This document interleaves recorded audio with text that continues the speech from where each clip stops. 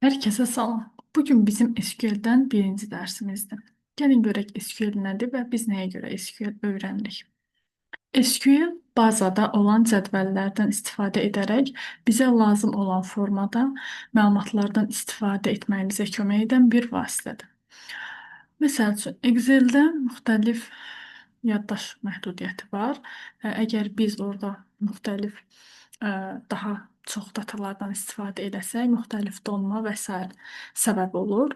Ona görə də SQL-də isə biz bazada olan minlərlə cədvələ daha sürətli və daha optimal yolla müraciət edə bilirik. Bunun üçün biz öyrənirik SQL-i. Mən dərsləri LibSQL üzərindən keçəcəm. Qeydiyyatdan keçməyə ehtiyac var. Mən qeydiyyatdan keçmişəm, yenidən keçə bilmirəm. Çünki biz gələcək dərslərimizdə cədvəllərin yaradılması, onlara məlumatların daxil edilməsi, silinməsi və sair kimi işlər görəcəyik. Bunun üçün qeydiyyatdan keçmək mütləqdir. Sadəcə qeydiyyatdan keç düyməsini klikləyərək, məlumatlarınızı daxil edərək asanlıqla qeydiyyatdan keçə bilərsiniz. Ə, Biz isə başlayaq. Mən burada HR sxeması üzərində göstərəcəm bütün dediklərimi. Burada müxtəlif cədvəllər əks olunub. Həmin cədvəllər üzərində biz praktiki, həm də nəzəri məlumatlar öyrənəcəyik. İlk öncə başlamaq istəyirəm cədvəldən. Biz burada dedik ki, cədvələ müraciət edirik. Buna görə bəzi qaydaları bilmək lazımdır.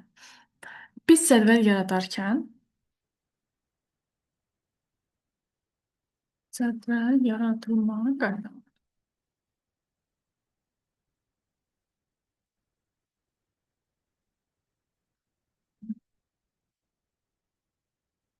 Cədvəlimizi yaradırıqsa, cədvəlimizin adı 30 simvoldan çox olmamalıdır.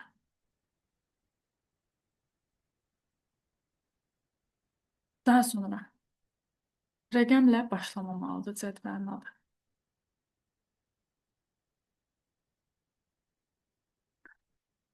Not case sensitivdir. Böyük hərflə də yaza bilərik, kiçik hərflə də yaza bilərik. Ona görə not case sensitive, yəni bu formada da yaza bilərsiniz. Tamam. Student və ya student bu formada. Hər ikisi qəbuldur. Rəqəmlə başlamamalıdır. Yəni bir student yazsaz, bu səhvdir. Olmaz. Kod sözlərdən istifadə etmək olmaz. SQL-də müxtəlif kod sözləri var. İndi onlar haqqında məlumat verəcəm. Məsələn, məlumatın tipi haqqında tutalım, varchar qoya bilmərik, date qoya bilmərik, delete, insert. Burada istifadə etdiyimiz kod sözlərdən istifadə edərək cədvəl adı yarada bilmərik. Kod sözlərdən istifadə edə bilmərik. Və e, biz altdan xətt, dollar, diyez və dollar işarə simvollarından istifadə edə bilərik.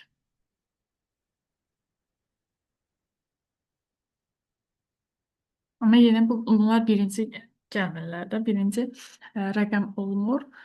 Bunlar əsasən cədvəllərin adlarında, məsəl üçün, uzun bir adısa, tutalım ki, student table, tutalım, altdan xətt olaraq yaza bilərik. Buradan altdan xətt, çox vaxt altdan xəttə istifadə olunur. Diyez və dollar simvollarından istifadə edə bilərik. SQL-də bəzi tiplər var. Biz əsasən aşağıdakı tiplərdən istifadə edirik. Number tipindən istifadə edirik rəqəmləri daxil etmək üçün. Amma numberin belə deyim, alt tipləri də var. Bunlar intdir, sonra small intdir, sonra float var, desimal var və s. Bunlar hamısı özündə number tipinin tərkibində gedir. Ona görə də belə deyim, cədvəl yaradılarkən əsas tip olaraq number seçilir. Bunlar bir-birindən yaddaşına görə fərqlənir. Tək fərqi bundan ibarətdir. Tarix tipini qeyd etmək üçün date tipindən istifadə edirik. Bundan əlavə deməli başqa tarix tiplərini də bura misal göstərə bilərik. Məsələn, timestamp və digərlərini misal göstərmək olur. Məsələn, burada datedə sadəcə tarixi qaytarır. Tutalım, timestamp isə həm milli saniyəni qaytarır və yaxud da elə date tipləri var ki, zonanda qaytarır ki, məsələn, bu tarix, bu vaxt filan zonaya aiddir, amma əsasən date tipindən istifadə olunur. Yazı tipində isə varchar 2 və ya chardan istifadə olunur. En varchar isə xüsusi simvollarda istifadə olunur.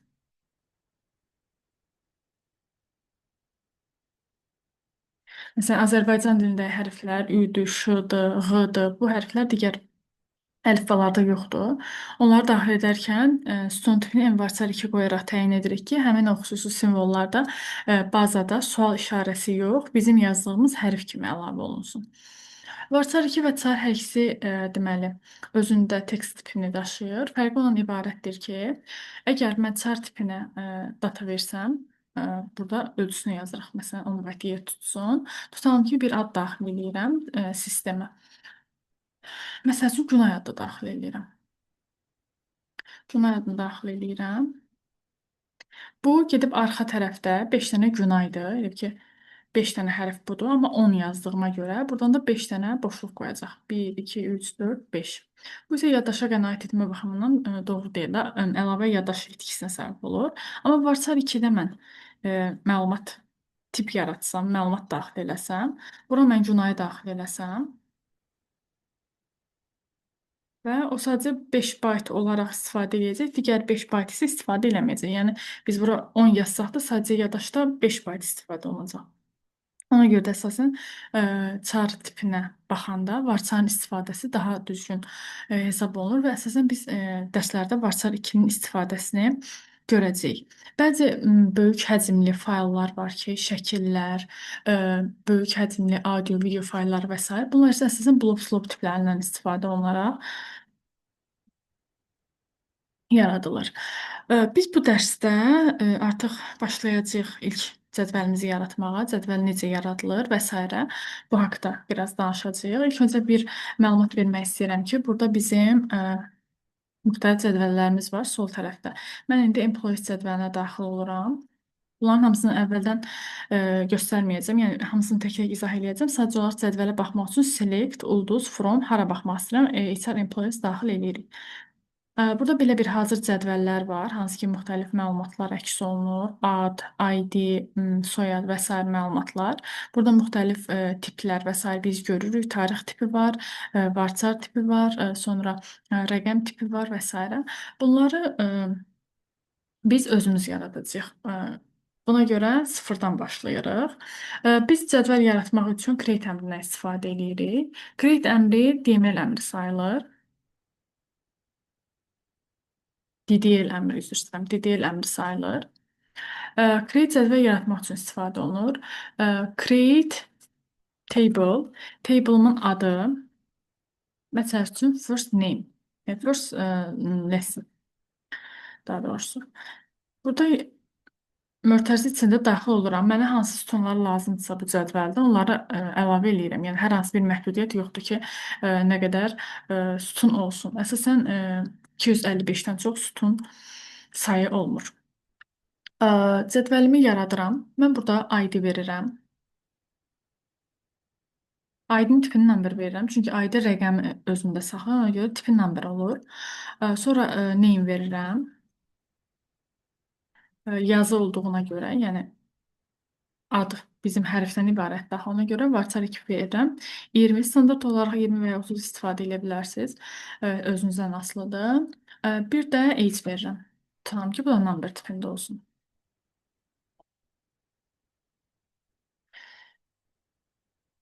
Və bu cədvəlimi yaradıram.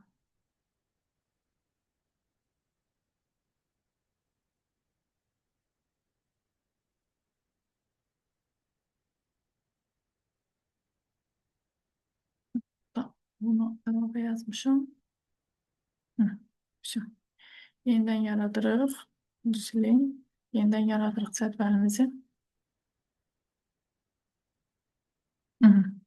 Cədvəlimiz yarandı. Cədvəlimizə baxmaq üçün burada My Şeməyə daxil oluruq və burada görürük ki, First Lesson adında cədvəlimiz var.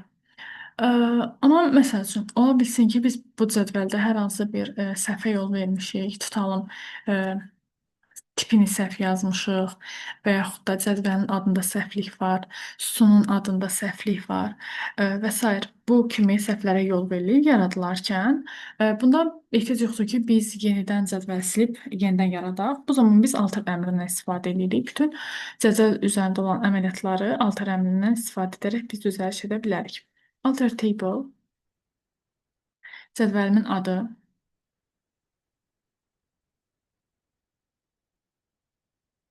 Gəlin baxaq görək nəyi düzəldə bilərik. First lesson. Burada məsəl üçün mən tutalım, AC int tipində verməli idim, amma number tipində vermişəm məsəl üçün. Bunu düzəltmək üçün modify əmrindən istifadə edirəm. Modify əmrindən sonra hansı sütunu dəyişmək istəyirəmsə, həmin sütunun adını daxil edirəm və hansı tip verməliyəmsə, onu daxil edirəm. Run etsək görərik ki, burada dəyişiklik getdi. Daha sonra dəyişiklik etmək istəyirəm. Məsəl üçün cədvəlimin adında səhvlik var. Başlıq olduğu kimi qalır həmişə. Alter table, yenə first name, first lesson doğrusu. Və burada mən adını dəyişmək istəyirəm. Ad dəyişmək üçün biz rename əmrindən istifadə edirik.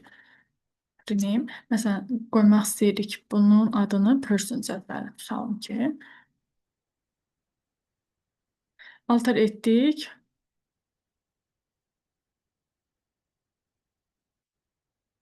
Alter table, first lesson.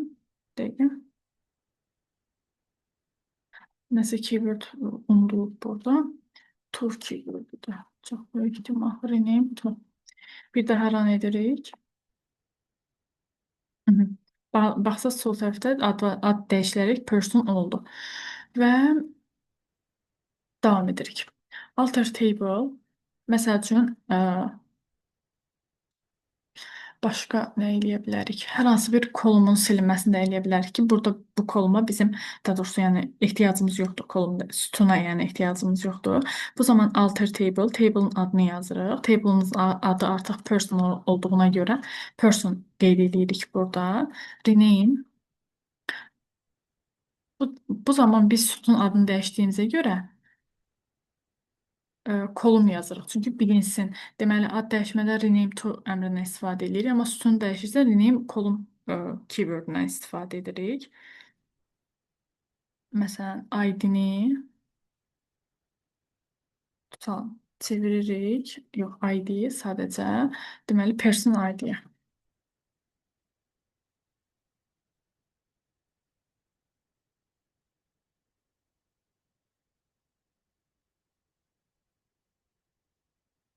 Mən bu deyə düşünürəm.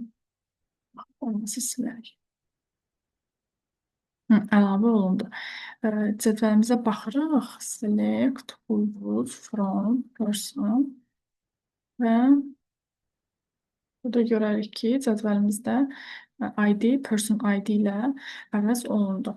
Başqa biz alter əmrindən bizə lazım olmayan, deməli, sütunların silinməsi üçün istifadə edə bilərik. Yenə başlığımız eyni qaydada qalır. Alter table, person cədvəlinə müraciət edirik. Burada biz deməli əməliyyatı apararkən drop sözündən istifadə edirik. Silmə üçün biz drop istifadə edirik və sütunun silinməsi olduğuna görə yenə burada qeyd edirik ki, biz sütunu silmək istəyirik, çünki cədvəli də silmək mümkündür. Amma burada sütun olduğuna görə drop column yazırıq ki, bilinsin ki, biz bu sütunu silmək istəyirik. Məsəl üçün, name sütununu silmək istəyirəm. Mənə lazım deyil, səhvən yaradılıb. Sadəcə burada name yazıram və run edirəm. Yenidən əməliyyat icra olundu. Cədvəlimə baxsam, görərəm ki, burada ancaq iki sütunum var. Person ID və person age. Daha sonra Deməli, və yaxud da bir dənə də əlavə edə bilərəm. Alter table. Bu zaman istəyirəm ki, mən öz cədvəlimə sütun əlavə edeyim. Yəni sütun əlavə etmək yaddan çıxar. Necə ki, sütunu silirəm, elə də sütun əlavə edə bilərəm. Bu zaman sadəcə add əmrindən istifadə edirəm. Tutalım ki, bura əlavə eləmək istəyirəm. Person salary məsəl üçün. Və tipini də verirəm number. Rəqəm tipində olsun deyə. Yenidən cədvələ run eləsəm, görürəm ki, əməliyyatım icra olundu və cədvəlimə də baxsam, person ID, age və person salary sütununu görürəm. Yəni biz əgər cədvəl yaradırıqsa, burada cədvəlin adında, sütununda, sütunun tipində və yaxud da əlavə eləmədiyimiz hər hansı bir sütun varsa və s. bu kimi hallarda biz yenidən silib yaratmağa ehtiyacımız olmur və alter table əmrindən istifadə edərək bu əməliyyatları icra edib cədvəlimizi istənilən vəziyyətə gətirə bilirik.